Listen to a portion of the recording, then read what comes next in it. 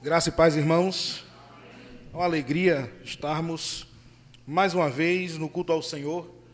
É um prazer a gente poder estar aqui. Nosso pastor Diego, ele se ausentou porque sua esposa, irmã Juliette, precisou fazer uma prova e por causa disso, ele pediu que a gente desse assistência aqui no serviço de culto na parte da pregação. Então que Deus possa abençoá-los, ajudá-los e nos ajudar também neste trabalho de ministração da palavra.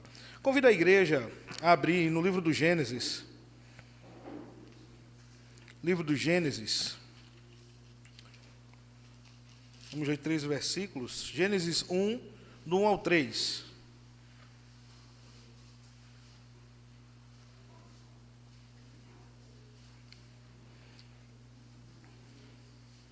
Gênesis, capítulo 1.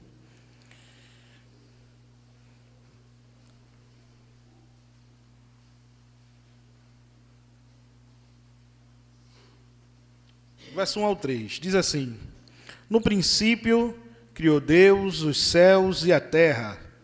A terra, porém, era sem forma e vazia, e havia trevas sobre a face do abismo, e o Espírito de Deus pairava por sobre as águas.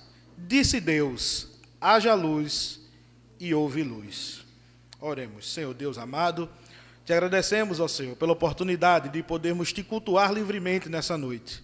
Há muitos que são proibidos de te cultuar, de te louvar livremente. Há muitos que estão em camas de hospitais, querendo estar em nosso lugar, mas não podem. Mas o Senhor deu-nos graça, Senhor, de podermos estar aqui para te bendizer o nome. Ajuda a nós e aqueles também que não podem estar aqui. Conduze-nos, ó Deus, neste momento de ministração, em nome de Jesus. Amém. Amém. Certa vez, nós estávamos lá em Flecheiras, na construção. A gente está construindo, pela misericórdia de Deus, um templo lá, né? Tudo foi doado, desde o terreno até material, mão de obra, tudo ali naquela obra é doado. E este ano, se Deus quiser, a gente estará ali inaugurando aquele trabalho, né? Mais uma congregação presbiteriana na cidade. Certa vez a gente estava lá cooperando, né, junto com os irmãos, construindo lá. Quer dizer, eu não construo, né? Eu só faço botar massa. E aí, estava lá nosso irmão João Paulo, estava lá derrubando lá uma parede. Aí eu brinquei com ele, eu disse: ô João Paulo, a gente está aqui para construir, não é para derrubar não. Aí ele começou a rir, né? Aí ele disse a mim assim: não, é porque foi feito de uma forma errada, né? Construído de uma forma errada, eu estou aqui derrubando e vou fazer de novo. Foi essa resposta que ele me deu. É justamente isso que o escritor está fazendo aqui no livro do Gênesis. Moisés, né, que é o escritor do Pentateuco, dos 5 primeiros livros da Bíblia, ele está no relato da criação aqui do capítulo 1 e nos seguintes, ele está desconstruindo uma série de narrativas antigas e pagãs que existiam na época. Então é necessário que se construa agora, né, com a verdade, né, com os elementos verdadeiros aqui que compõem o relato bíblico da criação. O primeiro versículo, ele começa dizendo: no princípio criou Deus os céus e a terra. A mitologia egípcia diz que os deuses egípcios, eles nascem, ou eles são gerados pelas águas de um oceano primordial que existia. Então existia uma grande massa de água, e daquela massa de água são gerados os deuses. E o que resta desse oceano primordial, vamos dizer assim, é o rio Nilo, que existe até hoje no Egito. O rio Nilo, ele era adorado como uma divindade, porque se acreditava que daquelas mesmas águas os próprios deuses haviam sido assim gerados. É um rio de muita importância econômica, era a forma onde os materiais, o trigo e tudo aquilo que o Egito precisava chegava nas regiões ali habitadas, e por isso era tão importante que se dizia que o Egito era uma dádiva, era um fruto do rio Nilo. E Israel, o povo hebreu, tinha habitado ali 430 anos. Irmãos, quando Israel sai do Egito, não era um povo crente, não era um povo santo, era um povo que viveu na idolatria há 400 anos. Era um povo que estava cercado dessas histórias pagãs. Era um povo que fazia parte da cultura egípcia e Deus os arrancou da cultura do Egito. Assim como Deus arrancou eu e você da cultura deste mundo, da cultura pecaminosa, melhor dizendo, que nós ainda temos que diariamente lidar com a cultura. Não tem como fugir disso. Mas eles viviam, eles eram, de certa forma, também egípcios, por causa da participação na cultura. Todavia, eles sabiam que um antepassado deles, ou melhor, 3 antepassados deles, Abraão, Isaque e Jacó, adoravam a um Deus, e que esse Deus fez uma aliança, tanto com Abraão, como com Isaque, como com o seu descendente Jacó. Esse era o diferencial da história do povo hebreu para a história dos egípcios. Eles sabiam que no passado um Deus poderoso havia feito aliança com o seu patriarca. Mas agora, depois de 430 anos, eles adoravam as mesmas entidades que o povo egípcio. A prova disso é que quando Moisés sobe ao monte, o povo aproveita a ausência de Moisés para construir um ídolo e adorar, porque era em si um povo idólatra. No capítulo 20 de Gênesis, quando Deus agora oficialmente se apresenta, eu sou Deus que te tirei da terra do Egito, a primeira coisa que Deus diz a eles é: não terás outros deuses diante de mim. Deus estava trabalhando com corações idólatras, com corações cercados de toda a religiosidade pagã do Egito. Era preciso derrubar para construir de novo. Era preciso que eles entendessem qual a origem do mundo, a sua própria origem, a sua história. E por isso Moisés escreve, ele registra no livro do Gênesis a história do seu povo. Moisés, ele está falando do passado e ele fala da criação, ele fala dos patriarcas, ele fala como José chegou no Egito e como o povo, a família de Moisés foi para o Egito e acabou ficando lá por 430 anos. Ele explica tudo isso na ótica de Deus, a maneira como Deus enxergava essa história. Então, numa mitologia onde as águas criam os deuses, se entende que a água, que o rio Nilo era a fonte da vida e ele era superior aos próprios deuses. Era necessário desconstruir isso.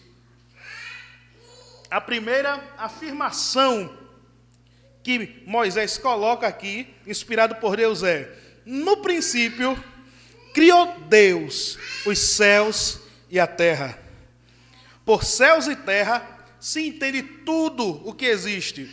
Se entende que é o cosmo, que é o universo. De que Deus, este Deus, que liberta o povo do Egito, ele não é um Deus criado das águas, mas é o Deus que criou as próprias águas. Que é um Deus que não existe nada superior a ele, mas sim todas as coisas estão debaixo dos seus pés. Tanto as que se veem na terra, como as grandes que estão nos céus. Os irmãos sabem que os egípcios eles tinham admiração e um conhecimento pelos astros, pelas estrelas, as pirâmides alinhadas com as estrelas, os seus monumentos fazendo correspondência com as constelações. Era um povo que entendia dos céus e adorava as coisas que vinham de cima. Mas aí a afirmação de Moisés para aquele povo que tinha saído do Egito, que tinha atravessado o Mar Vermelho, era essa: que no princípio o Deus deles havia criado tanto os céus como também a terra. ele diz em Isaías 43:13, ainda antes que houvesse dia, eu sou. Ele é antes de que houvesse tempo.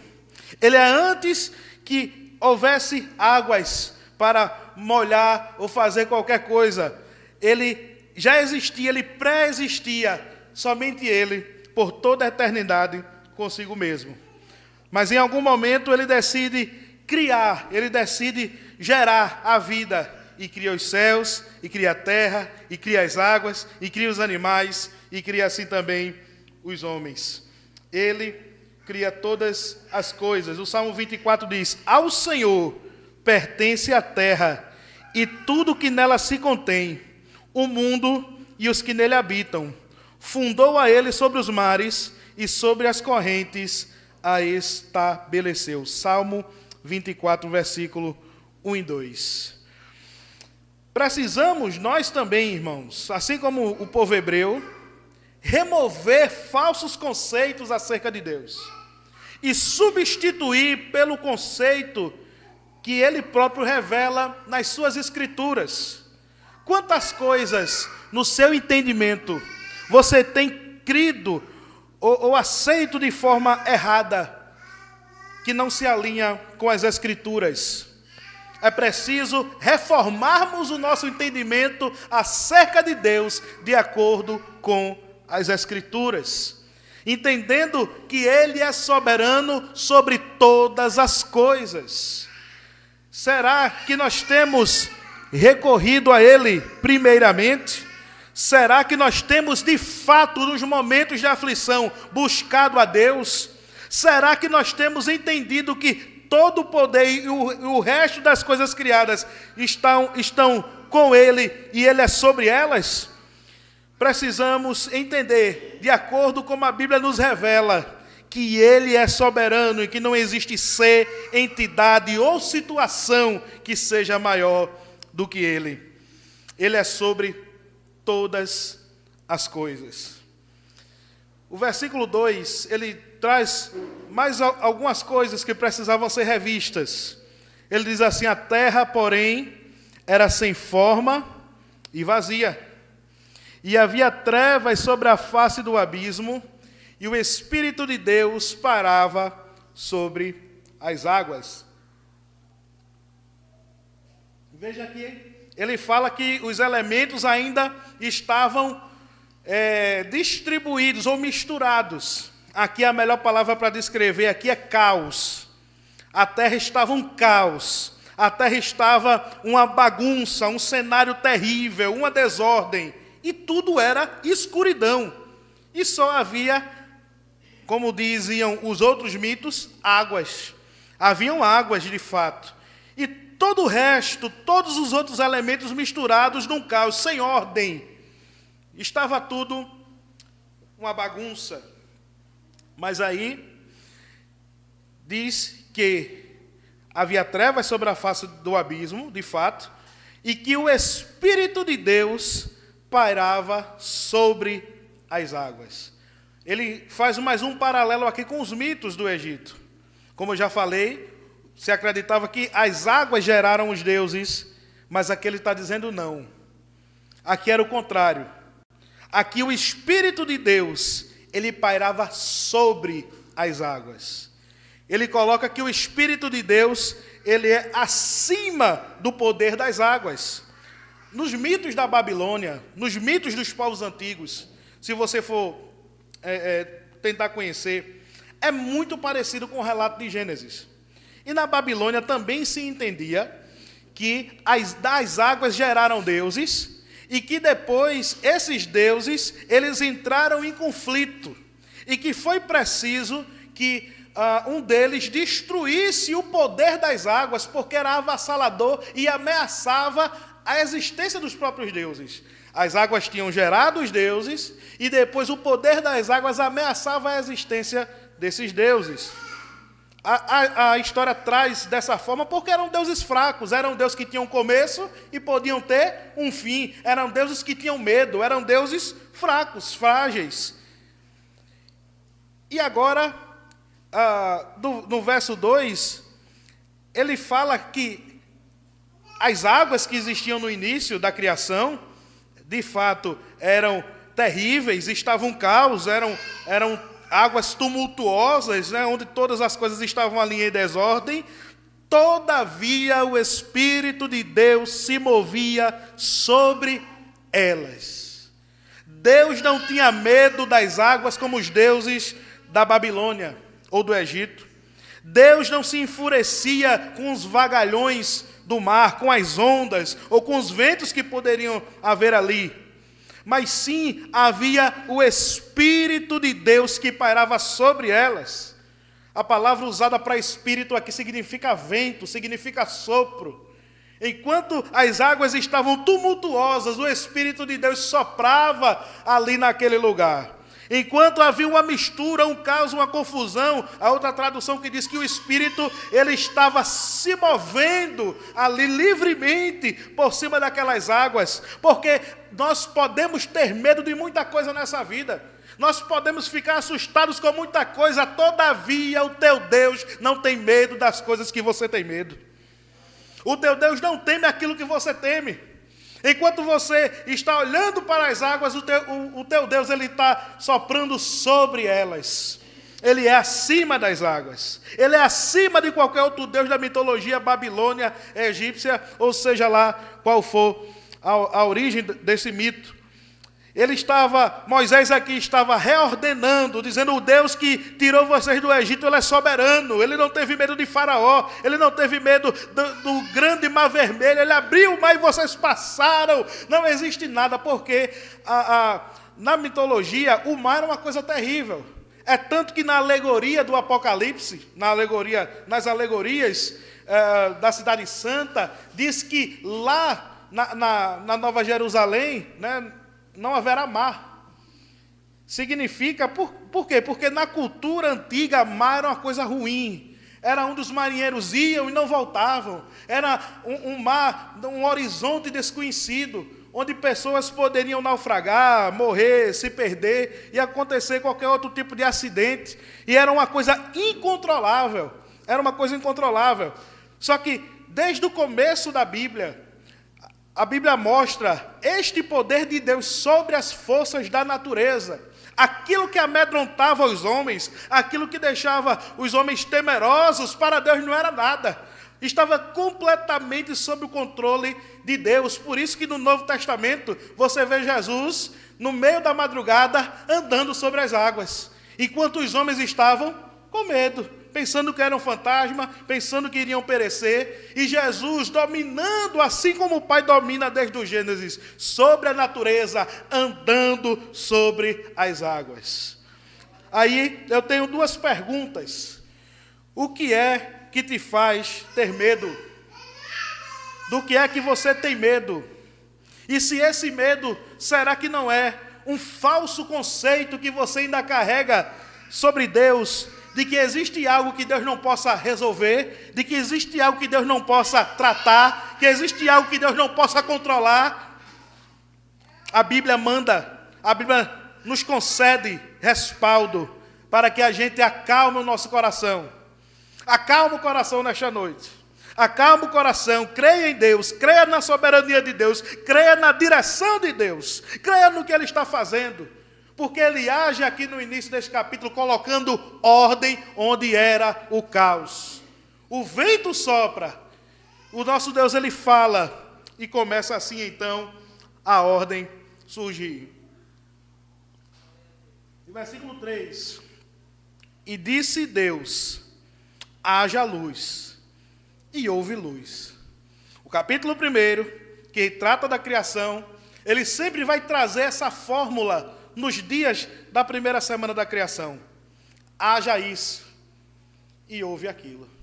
Haja isso, e o resultado, e houve aquilo.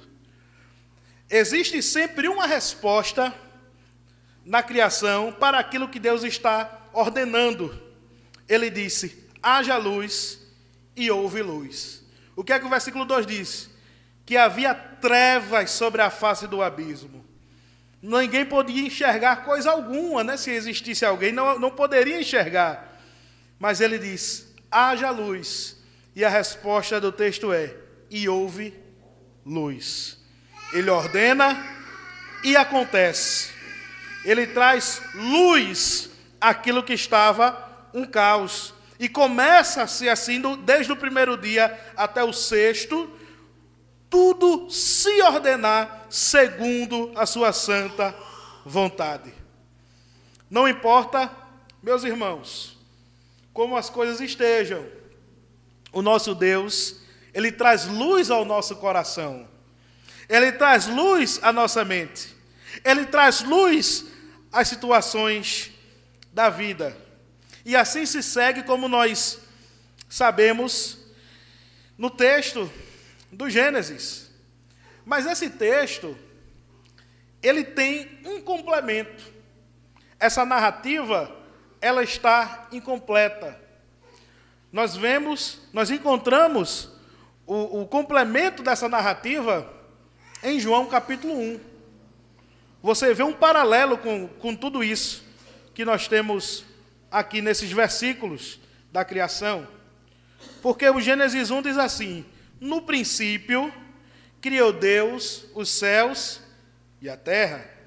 João 1, versículo do 1 ao 3 diz assim: no princípio era o Verbo.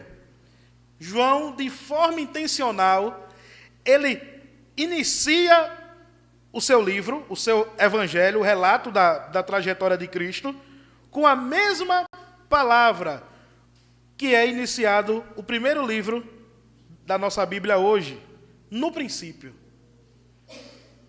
Ele está apontando, irmãos, que Deus está criando uma coisa nova em Cristo Jesus.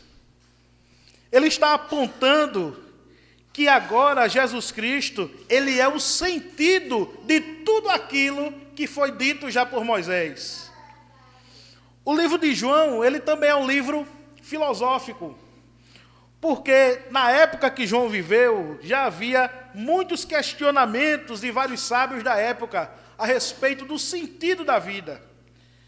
E ele diz assim: no princípio, ele era o Verbo. Ou ele usa a palavra logos. Logos era uma palavra conhecida na filosofia, onde muitos queriam saber o logos da existência, o porquê da existência. Além de designar a palavra, também significa o sentido da vida. E João começa dizendo no seu evangelho que no princípio ele era o Verbo, ele estava no princípio.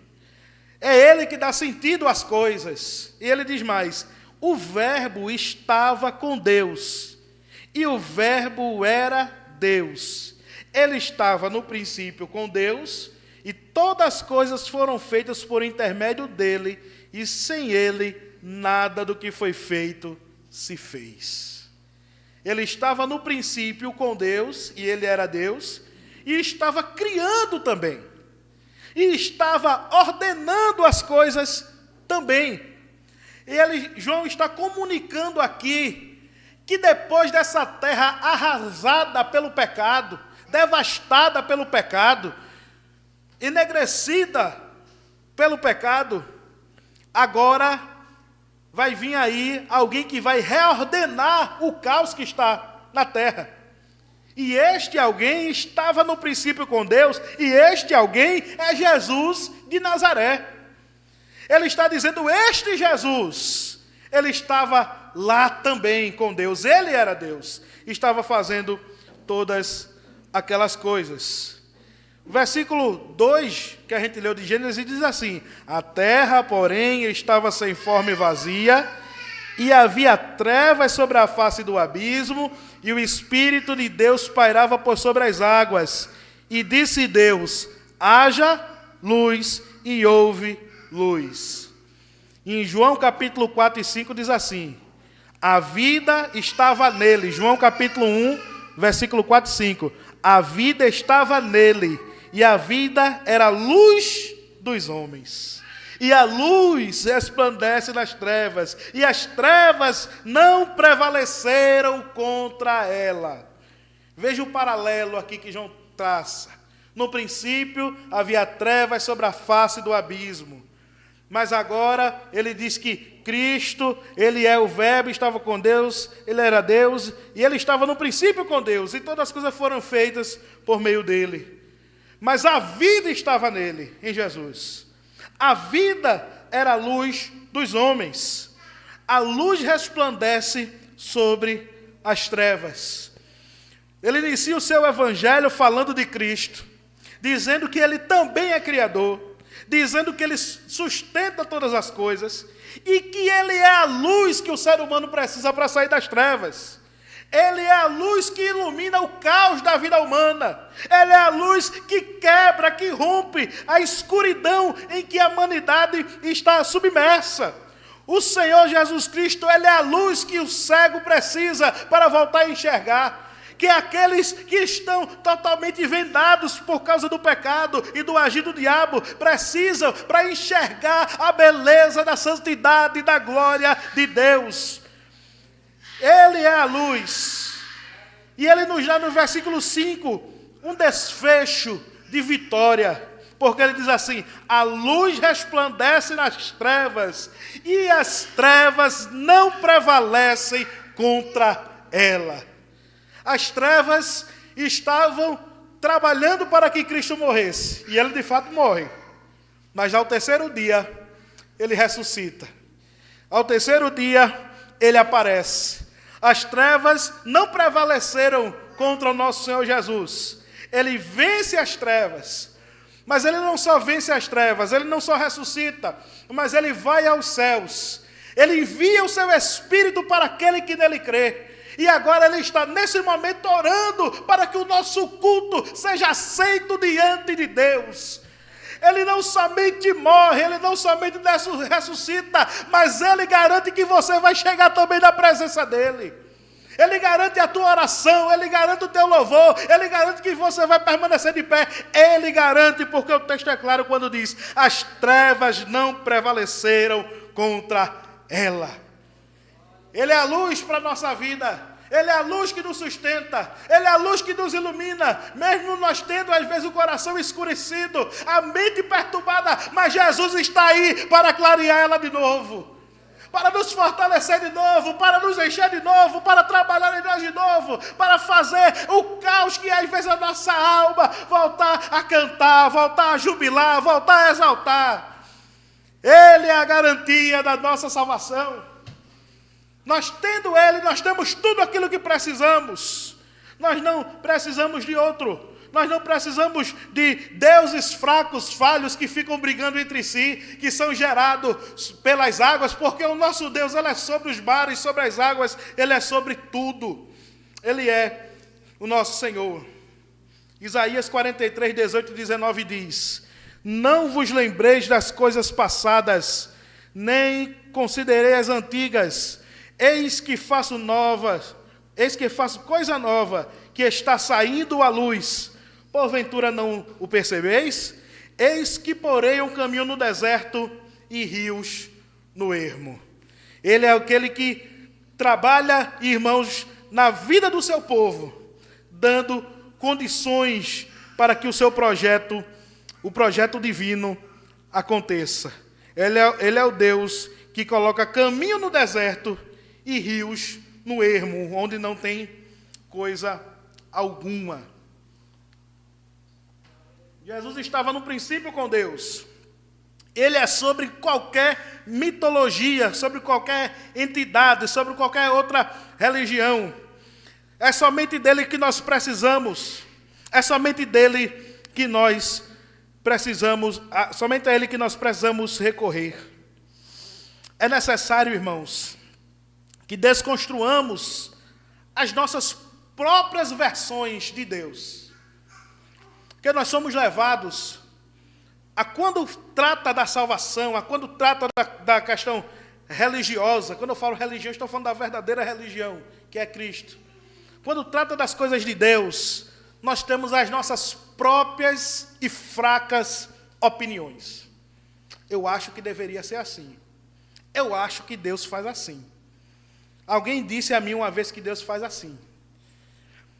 A gente tem que se render à revelação de Deus.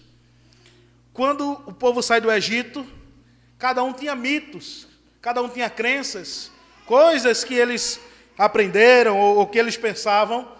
Mas aí Moisés escreve o Gênesis, dando-lhes uma única versão, única e verdadeira versão, inspirada por Deus. E escreve e faz o registro. E nós temos aí o Pentateuco e posteriormente toda a Bíblia Sagrada, escrita por dezenas de pessoas e inspirada por um só Espírito.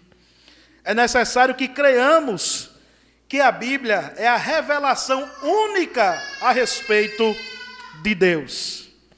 Que nós possamos rejeitar os nossos próprios pensamentos, os nossos egos, as nossas teorias a respeito de Deus e nos apeguemos àquilo que Deus falou a respeito de si na sua palavra. Que seja quebrado tudo aquilo que nós pensemos que não se alinha com as Escrituras e entendamos que o nosso Deus, Ele fala, Ele é um Deus... Ele é um Deus falante, e Ele falou muitas coisas, de várias formas, como diz o escritor aos Hebreus. Mas tudo aquilo que foi falado acerca de Deus está na Bíblia. Saibamos que não há situação em que o nosso Deus não domine. Não existe lugar nessa terra onde Ele não seja rei. Que nós creiamos que nessa tarefa dele, de dar ordem às coisas, como ele deu no início, e dar ordem principalmente às nossas vidas, aos nossos pensamentos, às nossas crenças, nós creiamos que nós contamos com o Espírito de Deus sobre nós. A Bíblia diz que o Espírito Santo, ele é um selo para o dia da redenção. É isso que o apóstolo Paulo fala. Ele é um selo para o dia da redenção, ou seja, o Espírito Santo, ele está conosco até o dia da redenção. Ele não vai estar com você de manhã e não estar à tarde. Ele não vai estar com você no dia que você ora e não estar com você no dia que você não ora. Ele vai estar com você todos os dias, para dar ordem ao teu caos. Ele estará com você. Houve luz no início, e também a luz sobre a igreja de Cristo. A luz sobre as nossas vidas, porque Cristo é essa luz. A Bíblia também faz referência à luz, quando diz que a palavra de Deus é como a luz que ilumina o nosso caminho. Somente através da palavra nós seremos orientados de acordo com a vontade de Deus. Quando rejeitamos a palavra, rejeitamos o próprio Deus. Quando rejeitamos a Escritura, estamos rejeitando o próprio Jesus Cristo. Quando eu falo rejeitar a Escritura, não estou dizendo que você vai dizer, não creio na Bíblia, não. É quando você deixa de ler, quando você deixa de meditar, quando você deixa de ouvir, quando você passa dias, meses, anos sem abrir a Bíblia e fazer um devocional na sua casa. É isso que eu estou falando. Você está deixando de ser edificado, está deixando de ser fortalecido. E daí, quando vem o vento, procura-se bases, procura-se estrutura, e você vê o quanto você é frágil. Mas que Deus possa refazer isso também sobre a tua vida. Você possa buscar mais desse ano, 2024 ainda no início. Possamos ler mais, orar mais, buscar mais, louvar mais, tudo mais para Deus. Porque Ele fez tudo por nós. Ele trabalhou com o melhor que Ele tinha, que era o seu Filho amado, e não nos negou. Que nós também não nos neguemos a Ele mais, já que fomos iluminados pela sua soberana graça. Meus irmãos, existem muito mais coisas para serem reformadas em nós. Tudo isso é reforma. Reformar é levantar de novo, de acordo com as Escrituras. Foi assim que os reformadores fizeram há 500 anos atrás. Que a nossa vida seja reformada de acordo com a Escritura. Que a nossa vida seja reerguida de acordo com a palavra de Deus. E que sejamos o povo santo e amado do Senhor. Amém? Vamos orar neste momento. Senhor Deus, bendito Pai, te bendizemos, ó Senhor, e nos alegramos na tua soberania, onde não existe nada que te faça temer, ó Deus, mas sim todas as coisas, elas estão debaixo dos teus pés, ó Pai. Ajuda-nos a confiar, Deus, na tua soberania. Ajuda-nos, Deus, a ser mais crentes, ó Senhor, e a entender que não existe nada fora do teu controle. Tu tens o controle, ó Deus, e por isso nós nos alegramos.